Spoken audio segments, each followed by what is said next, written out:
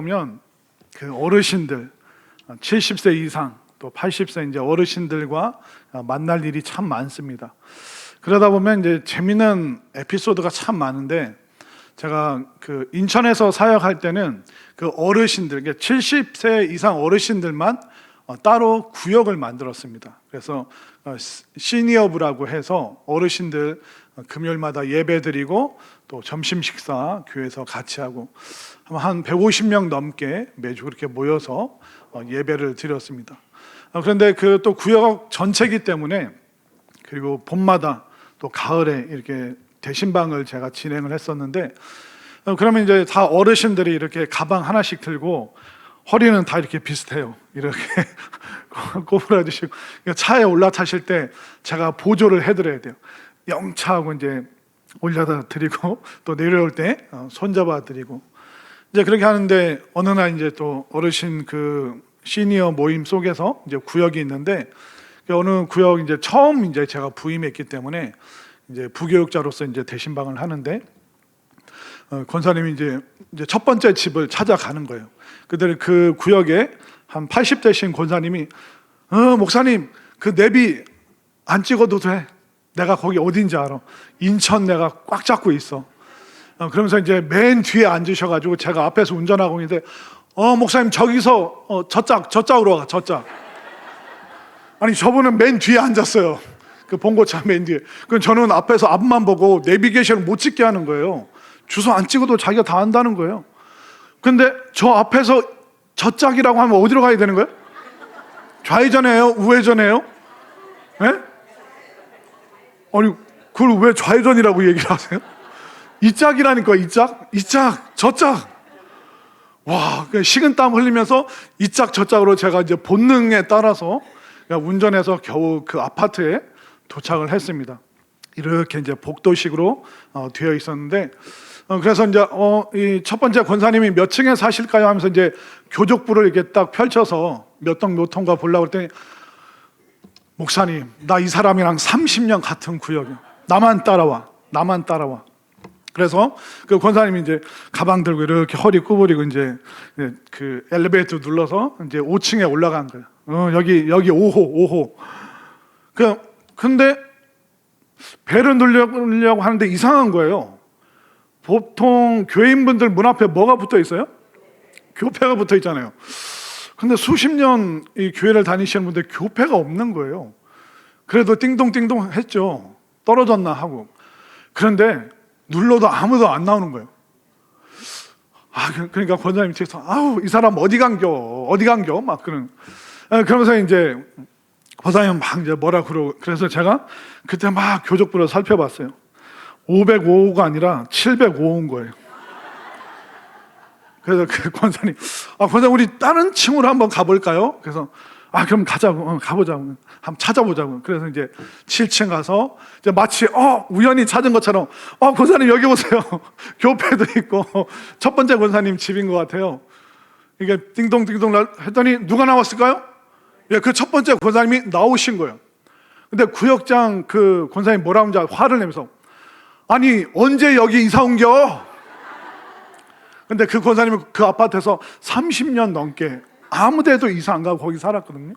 하루 종일 화를 내는 거예요. 이사 갔으면 구역장이 나한테 얘기를 해야지. 언제 이사 간겨?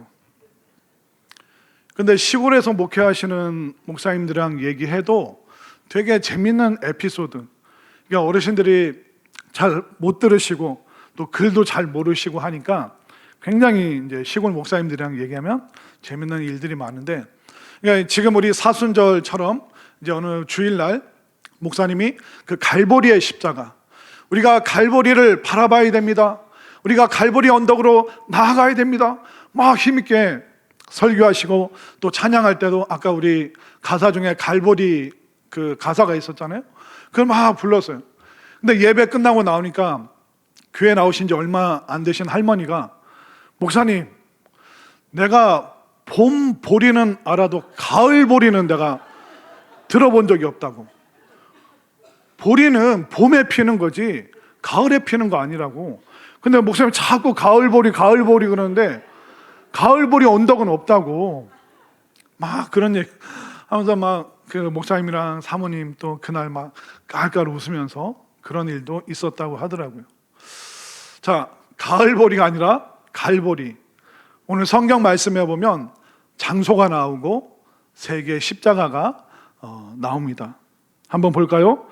예수님의 십자가가 어디에 서 있었나? 자, 오늘 본문 33절 말씀을 볼까요? 33절 맨 첫 번째 나오는 단어가 뭡니까? 해골이라 하는 곳에 이르러. 거기서 예수를 십자가에 못 박고. 자, 해골, 이게 아람어로 히브리어로 이제 골고다라는 단어입니다. 그러니까 골고다, 그 골고다라는 뜻이 해골이고, 이 골고다를 라틴어로 말하면 칼베리움이라고 얘기하고, 영어로 캘베리 발음도 잘 안 되는데 우리나라로 넘어오면서 그 캘베리가 갈보리로 변한 겁니다. 그러니까 갈보리는 캘베리고, 캘베리 영어는 라틴어에서 나오고, 또 이 라틴어는 골고다라는 아람어에서 나온 겁니다. 그렇기 때문에 골고다, 그리고 갈보리, 해골, 이것은 다 똑같은 의미를 갖고 있습니다. 이 골고다라는 이 언덕은 바로 사형을 집행하던 장소였습니다.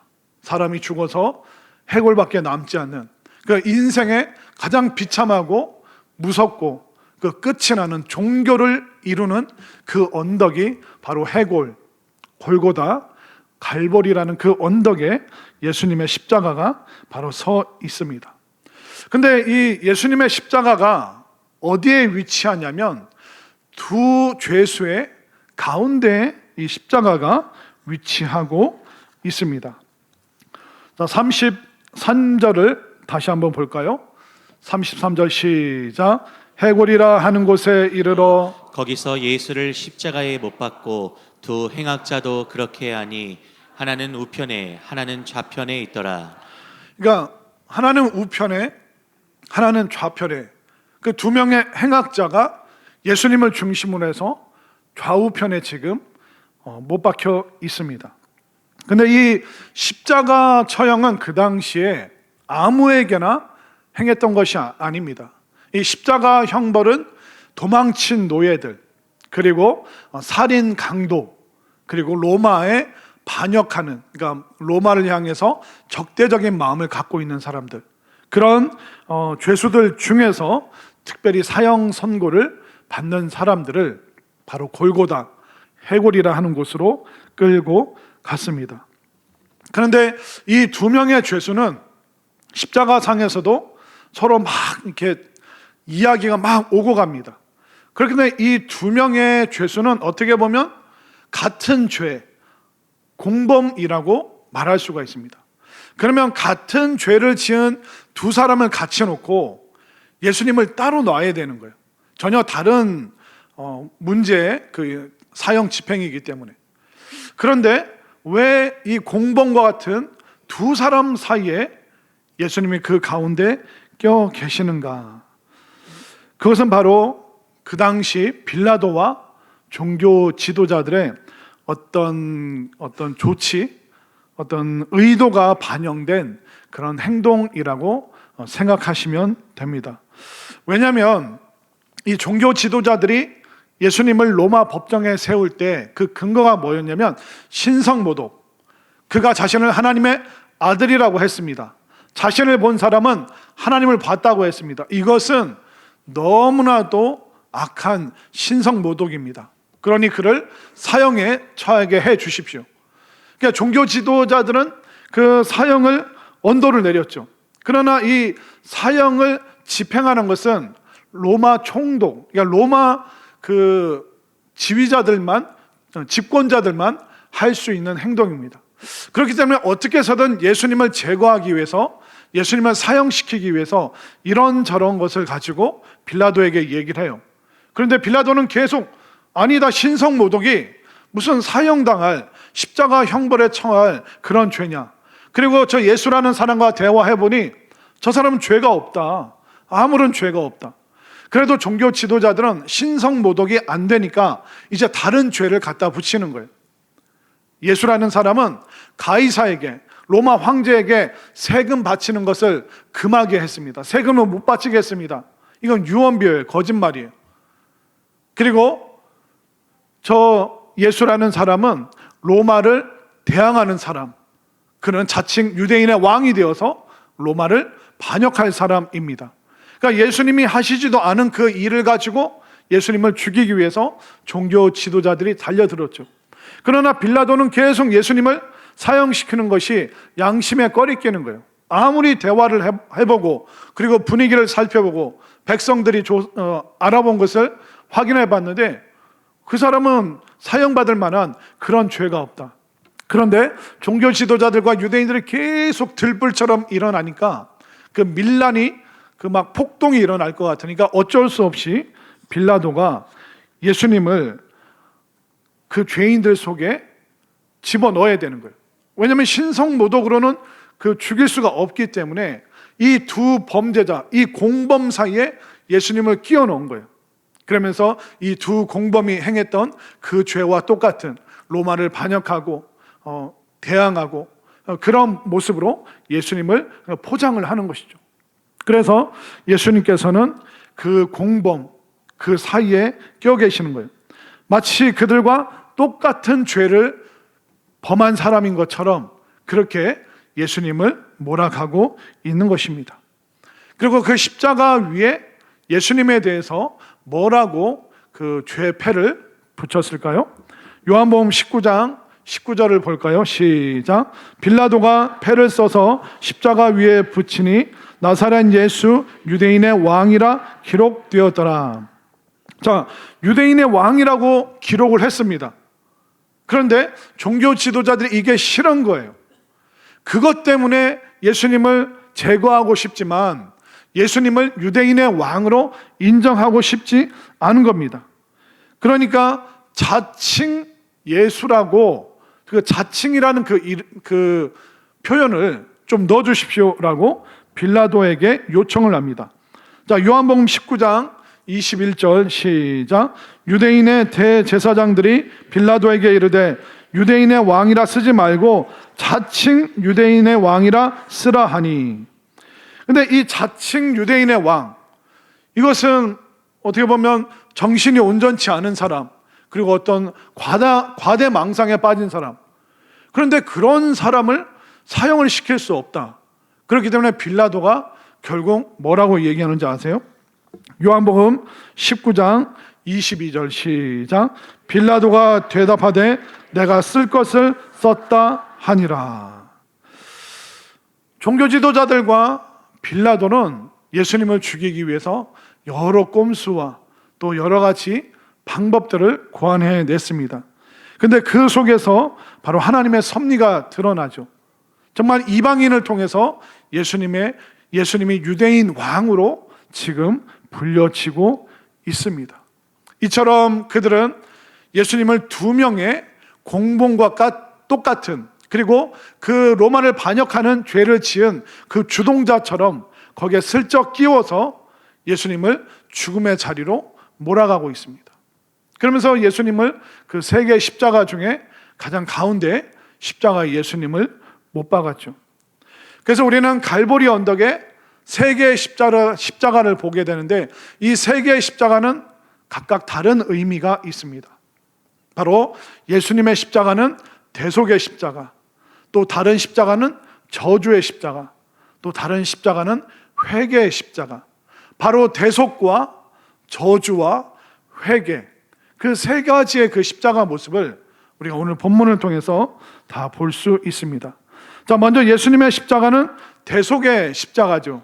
자, 이사야 53장 12절 말씀 시작. 그러므로 내가 그에게 존귀한 자와 함께 몫을 받게 하며 강한 자와 함께 탈취한 것을 나누게 하리니 이는 그가 자기 영혼을 버려 사망에 이르게 하며 범죄자 중 하나로 헤아림을 받았음이니라.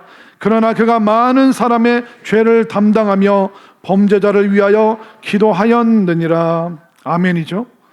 예수님의 십자가는 대속의 십자가, 죄인들, 범죄한 사람들, 죄성 가운데 있는 사람들, 그들을 위하여 대신 죽임을 당하시는 그 대속의 십자가가 지금 갈보리 언덕에 우뚝 서 있는 것입니다.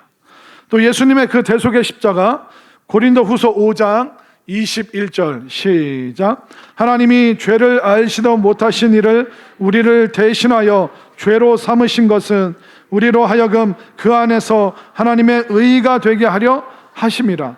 우리를 대신하여 죄가 되게 하셨다. 이것을 신앙 용어로 이중전가, 이중교환이라고 합니다. 여러분들 영화를 보면 포로 교환을 하죠. 이렇게 새벽에 안개 낀 날 저쪽에서 이쪽에서 다리를 사이에 두고 그 사람을 보내주면 또 이 사람 보내주겠다. 그래서 서로 그 생명을, 사람을 맞바꾸는 것을 포로 교환이라고 합니다. 이쪽에 있는 사람을 저쪽으로, 저쪽에 있는 사람을 이쪽으로. 그러니까 십자가 사건이 바로 교환이 일어납니다. 전가가 일어나는 장소입니다. 우리가 예수님에게 우리의 죄를 넘기는 거죠. 그러면 예수님은 우리의 죄를 받으시고 예수님의 의를 또한 우리에게 넘겨주시는 것입니다. 그래서 십자가에서는 그 대속은 바로 이중전가, 이중교환이 그 대속의 십자가에서 이루어지는 것입니다. 그래서 갈보리 언덕에 이제 십자가 세 개가 서 있지만 그 십자가 세 개는 다 다른 의미를 지니고 있다는 것을 알 수가 있죠. 예수님의 십자가가 대속의 십자가라면 또 나머지 두 개의 십자가는 뭘까요? 바로 저주의 십자가와 바로 회개의 십자가입니다. 먼저 저주의 십자가를 볼까요? 39절 말씀 보겠습니다. 오늘 본문 39절 시작. 달린 행악자 중 하나는 비방하여 이르되 내가 그리스도가 아니냐 너와 우리를 구원하라 하되. 예수님을 비방했습니다. 비난했습니다. 조롱했습니다. 그렇기 때문에 그는 자기 자신의 죄를 걸머진 채로 그 저주 가운데 그는 망할 수밖에 없는 것이죠. 그런데 회개의 십자가는 어떻습니까? 다른 쪽에 있는 그 행악자는 이렇게 말합니다. 오늘 본문 40절과 41절, 40절을 제가 41절 여러분들이 하나는 그 사람을 꾸짖어 이르되 내가 동일한 정죄를 받고서도 하나님을 두려워하지 아니하느냐. 우리는 우리가 행한 일에 상당한 보응을 받는 것이니 이에 당연하거니와 이 사람이 행한 것은 옳지 않은 것이 없느니라 하고. 예수님에 대한 고백이 전혀 다르죠. 그러니까 예수님을 어떤 대상으로 보느냐에 따라서 저주의 십자가에 있는가 아니면 회개의 십자가에 있는가, 완전히 거기서 운명이 달라지는 것입니다. 어떻게 보면 모든 사람은 죄의 십자가, 저주의 십자가, 사망의 십자가를 다 지고 있습니다. 그게 눈으로 안 보일 뿐이지 죄의 삭슨, 죄의 결과는 결국 사망이라는 것입니다.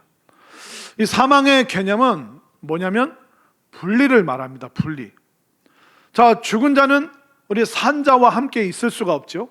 그래서 뭐 납골당이라든가 공동묘지라든가 그 시신을 우리가 함께 가지고 있을 수가 없습니다. 그러니까 사망이라는 것은 살아있는 사람들과 분리가 되는 것입니다. 그뿐만 아니라 하나님과도 분리가 되는 거예요. 어떻게 하나님과 분리가 되느냐? 더 이상 하나님의 생명이 공급되지 않은 상태, 그것을 바로 분리라고 말하고 사망이라고 말합니다. 그래서 사람에게는 세 종류의 사망이 있어요. 바로 영적인 사망과 육적인 사망과 그리고 영원한 사망이 있습니다. 영적인 사망은 뭘까요? 그의 영혼이 하나님과 분리된 상태로 살아가는 거예요. 그러니까 육신적으로는 성취도 하고 성공도 하고 업적도 이뤄냅니다. 그러나 그 영혼이 하나님과 분리된 상태로 살아가기 때문에 영원한 생명이 그에게 없는 것이죠. 육신의 생명은 있지만 이것을 바로 영혼의 사망이라고 말합니다. 하나님과 분리된 상태이죠. 그리고 육적인 사망은 뭡니까? 육신의 수명이 다 끝난 후에 육신과 영혼이 분리가 되는 것을 육체의 사망이라고 말합니다. 그리고 영원한 사망이 뭘까요? 바로 하나님 나라로부터 분리되고 하나님이 공급하시는 그 영원한 생명으로부터 단절된 상태, 그것이 바로 영원한 사망입니다. 보통 세상 사람들은 그런 개념이 있죠. 사망은 끝이다. 그러니까 죽음은 모든 것을 종결짓는다. 그러니까 죽고 나서는 아무것도 없다. 죽고 나서는 의식도 없고 감정도 없고 감각도 없다. 그래서 사망을 종결이라고 얘기해요. 그러나 성경은 그렇게 말하지 않습니다. 존재는 계속 지속되는데 상태는, 장소가 달라지는 것이 바로 사망과 생명의 차이인 거예요. 우리의 존재는요, 영원한 거예요. 그러니까 하나님이 영원하시고 하나님의 말씀이 영원하고 인간의 영혼이 영원한 거예요. 그렇기 때문에 사망으로 다 종결된다, 끝난다, 그게 아니에요. 우리가 육신을 벗어나면 그 영혼이 하나님과 함께 사느냐, 그 영혼이 하나님으로부터 분리가 되느냐, 하나님의 그 생명으로부터 단절되느냐. 그럼 단절된 그 존재의 그 상태로 어떤 장소에서 영원히 시간을 보내야 되는 것입니다. 그렇기 때문에 죽으면 다 끝난다, 그렇게 말하는 것이 굉장히 위험하고 무서운 사람들의 생각이라는 것이죠. 자, 그러면 존재는 계속되고 상태와 장소가 변합니다. 한번 볼까요? 42절과 43절. 42절 제가, 43절 여러분들이 이르되 예수여 당신의 나라에 임하실 때 나를 기억하소서 하니, 예수께서 이르시되 내가 진실로 내게 이르노니 오늘 내가 나와 함께 낙원에 있으리라 하시니라. 네가 나와 함께 낙원에 있으리라. 바로 단절되었던 예수님과 연합이 되죠. 그리고 낙원이라는 그 장소. 그렇기 때문에 사망은 존재의 끝이 아니에요. 우리가 죽은 후에도 이 존재는 계속되는데 그 상태와 그 장소가 달라지는데, 우리가 하나님으로부터 단절되지 아니하고 하나님과 연합하여 하나님 나라에 우뚝 서는 믿음의 자녀들, 구원받은 하나님의 백성들이 다 될 수 있기를 바랍니다. 그런데 이 사람이 지금 예수님의 그 육성을 듣죠. 예수님의 목소리를 귀로 듣고 예수님께서 그 순간에, 순식간에 그 사람에게 구원을, 낙원을, 천국을 허락을 하십니다. 근데 사람들은 반발해요. 이런 게 어딨냐. 겨우 그거, 예수님을 옹호했다고, 예수님을 믿었다고, 예수님 편에 있다고 평생 죄 지은 사람을 지금 구원받게 하는 게, 그에게 영원한 생명을 주는, 그의 운명을 그 짧은 시간에 바꿔버리는 게 이게 말이 되냐, 이건 너무한 거 아니냐라고 말하는 사람들이 있습니다. 과연 우리가 예수님 믿어서 구원받는 것이 비난받을 일일까요? 그것이 합리적이지 않은 일일까요? 자, 한번 예를 들어 생각해 보십시오. 여러분들, 삼성그룹, 대기업을 이어받을 수 있는 사람은 누구예요? 남이 이어받습니까? 자기 자식이 이어받습니까? 그 여러분들 너무 비합리적이지 않아요? 여러분들은 자격 없어요? 여러분들 대기업 물려받을 자격 안 됩니까? 아니, 인물로 보나 몸무게로 보나, 몸무게 재면 재벌집 막내 아들보다 여러분이 근수가 더 나갈걸요? 그럼 몸무게로 하면 안 되나요? 몸무게로 대기업 물려받으면 안 되나요? 키로 물려받으면 안 되나요? 만약 누군가가 그건 너무 비합리적이다, 왜 저 막내 아들이 그 대기업을 물려받냐, 그렇게 문제 제기하는 사람 있나요? 아무도 없습니다. 여러분들, 기업은요 오디션 봐서 물려받는 게 아니에요. 혈통으로만 그게 가능한 겁니다. 그 집에서 태어났어요. 그거면 충분한 거 아니에요? 제가 우리 성도님들 대신방에서 가정에 방문을 하죠. 그런데 제가 그 신방하면서 절대로 제가 어기지 않는 단 하나의 원칙이 있습니다. 그게 뭐냐면 절대로 냉장고 안 열어봅니다. 냉장고 열어서 뭐 안 꺼내 먹습니다. 주시면 먹고, 주시면 마시고, 없으면 그냥 일어나서 가야 돼요. 그런데 여러분들의 자녀들은 어때요?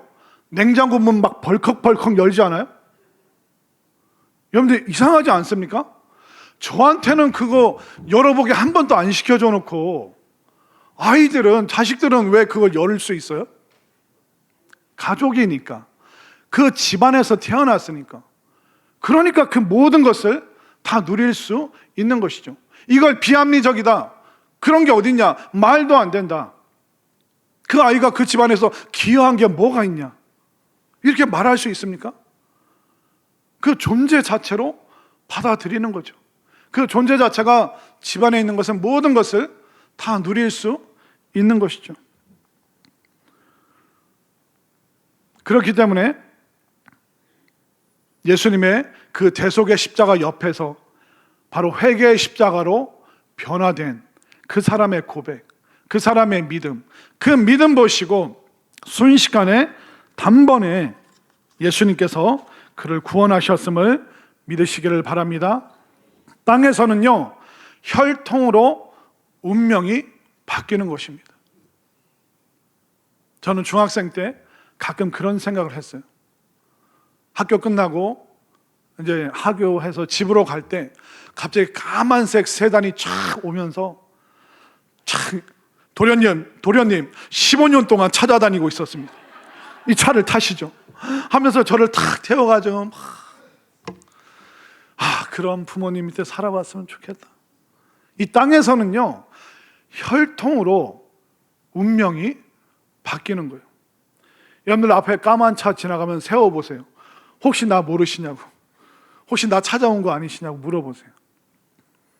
땅에서는 혈통이 모든 것을 결정하죠. 운명을 결정하죠. 그러나 하늘에서는 믿음만으로, 믿음 하나만 있으면 운명이 바뀐다는 것을 여러분들 깨달으시기를 바랍니다. 그런데 제가 이렇게 쭉 이 회개의 십자가에 달려 있었던 이 사람을 보면서 우리 성도님들이 암암리에 이 사람을 굉장히 부러워하고 있다는 것을 제가 감지를 했습니다. 성도님들, 나도 평소에 그냥 나 살고 싶은 대로 살고 하고 싶은 대로 하고 교회 가고 싶으면 가고 안 가고 싶으면 안 가고 막 그렇게 마음 놓고 팡팡 살다가 그냥 죽기 전에 예수님 믿어서 천국 가면 좋겠다. 암암리에 여러분들이 이런 심보를 가지고 계시다는 그 제보를 제가 몇 개 들었습니다. 가끔 그런 생각 들죠.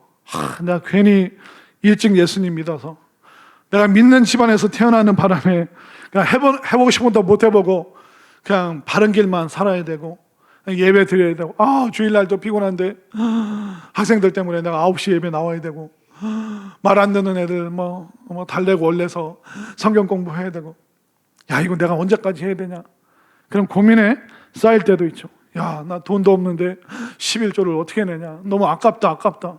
나 쓸 때도 많은데 애들한테 써야 되는데 너무 이거 헌금 드리는 거 나 언제까지 드려야 되는데 너무 아깝다.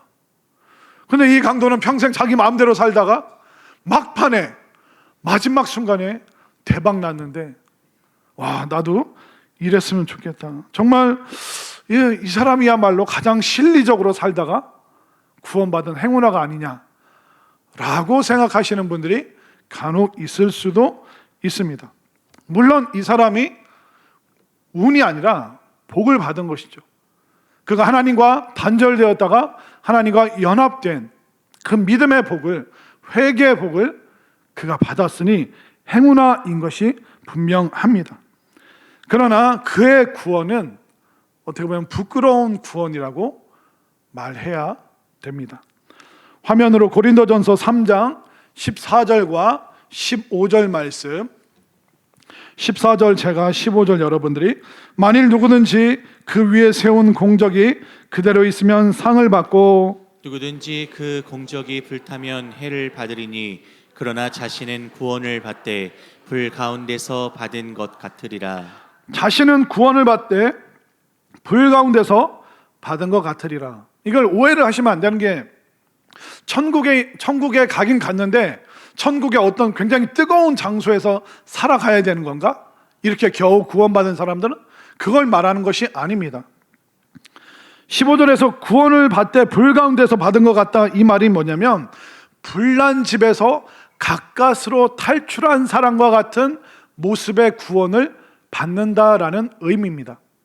무슨 얘기인지 아시겠어요? 여러분들, 그 불난 집에서 탈출하면 어떻습니까? 목숨은 건졌지만 가지고 나온 게 하나도 없어요. 지갑도 핸드폰도 그냥 맨몸으로 나오는 거예요. 불난 집에서 뛰쳐나왔기 때문에. 호텔에서 잠자다가 갑자기 불길이 치솟아서 그냥 잠옷바람으로, 속옷바람으로 막 튀어나옵니다. 목욕탕에서 목욕하다가 목욕탕 불나면 어떻게 됩니까? 겨우 가리고 뛰쳐나오는 거예요. 목숨은 건졌지만 부끄러운 상황에, 부끄러운 상태에 놓여 있는 것이죠. 그렇기 때문에 여러분들이 이 막판에 구원받은 사람 부럽다, 그런 생각 절대로 갖지 마시기를 바랍니다. 그러니까 천국에서 상급이 없는 사람들은 이처럼 불에서 건진받은, 불에서 가까스로 살아남은 사람과 같은, 정말 본인을 보호하고 가리고 아름답게 만들어 줄 것이 하나도 없는 사람과 똑같다, 그렇게 성경은 말하고 있습니다. 그렇기 때문에 이 갈보리 언덕의 십자가 세계, 이것은 우리에게 믿음의 결단을 요구하는 거예요. 지금이 기회라는 거예요. 지금이 바로 우리가 결단해야 될 순간이라는 것을 깨달으시기를 바랍니다. 지금 우리가 은혜 받을 때고 지금 우리가 구원받을 때라는 것을 여러분들 명심하시기를 바랍니다. 마귀의 전략 중에 하나가 뭔지 아세요? 그것은 바로 지연 작전입니다. 마귀는 계속 여러분들에게 지금 이렇게 얘기할 거예요. 그래, 예수님이 하나님의 아들 맞아. 예수님이 구원자 맞아. 예수님의 그 대속의 십자가로 구원받는 거 맞아. 그런데 세상에서 조금 더 즐기다가 나중에 믿어도 괜찮지 않을까? 아직 여유가 있잖아. 예배드릴 기회가 얼마나 많겠어. 그러니까 세상 나가서, 너 하나님 안 믿는 거 아니잖아. 너 하나님 사랑하잖아. 아직 시간이 많이 있으니까 나가서 네 마음대로 살아도 돼. 네 마음대로 살아도 하나님이 여전히 너 사랑하셔. 그러니까 다음에 해. 예배? 야, 다음에 드려도 돼. 기도? 다음에 기도해도 돼. 야, 사순절, 고난주간이 2026년밖에 없나? 앞으로 계속 고난주간은 있을 거야. 사순절은 계속 있을 거야. 피곤한데 굳이 밤에 가서 기도할 필요 없어. 전도 다른 사람이 하겠지. 나중에 하면 되지. 봄에 하지 말고 가을에 해. 그러니까 마귀의 전략 중에 하나가 뭐냐면 지연작전. 나중에, 다음에 훈련 받아, 다음에 전도해, 다음에 예배 드려. 그 강도는 죽음 직전에 회개하고 믿고 구원받았잖아. 얼마나 경제적으로 깔끔하게 구원받았냐. 그러니까 너도 그렇게 살아. 그러면서 계속 여러분들이 헌금하려고 하는데, 여러분들 헌신하려고 하는데, 여러분들 기도하려고 하는데, 여러분들 훈련 받으려고 하는데, 다음에 계속 마귀는 지연 작전을 펼칠 것입니다. 그 모든 것이 마귀의 속임수라는 것을 여러분들 마음 깊이 깨달으시기를 바랍니다. 다음에 기회가 없을지도 몰라요. 시간은 됐는데 여러분들 마음이 안 움직일 수도 있어요. 그렇기 때문에 우리가 나중으로 미루지 마시고, 우리가 기도하고 헌신하고 결단하고 전도하고 예배하는 거 우리가 미루지 말고 지금 당장 우리가 하나님 앞에 나아가는 여러분들이 될 수 있기를 바랍니다. 우리가 마지막 순간에 그 천국 들어간 그 사람 부러워할 것이 아니라, 나를 일찍부터 불러주셔서 나를 교사로, 나를 찬양하는 사람으로, 나를 헌신하는 그 성도로 불러주시고, 내가 세월을 아껴 주어진 기회를 선용하고 많은 사람들에게 전도할 수 있도록 불러주신 그 하나님께 감사하시기를 바랍니다. 그리하여 우리가 그 대속에 달리신 그 십자가의 예수님, 우리가 예수님을 찬양하고 예수님을 높이고 또 그런 삶 가운데서 훗날 천국에서 정말 아름다운 상급을 받아 누릴 수 있는 복된 삶, 그것을 지금 당장 믿고 결단하고 기도의 자리로 힘있게 나갈 수 있는 우리 모두가 될 수 있기를 간절히 소망합니다.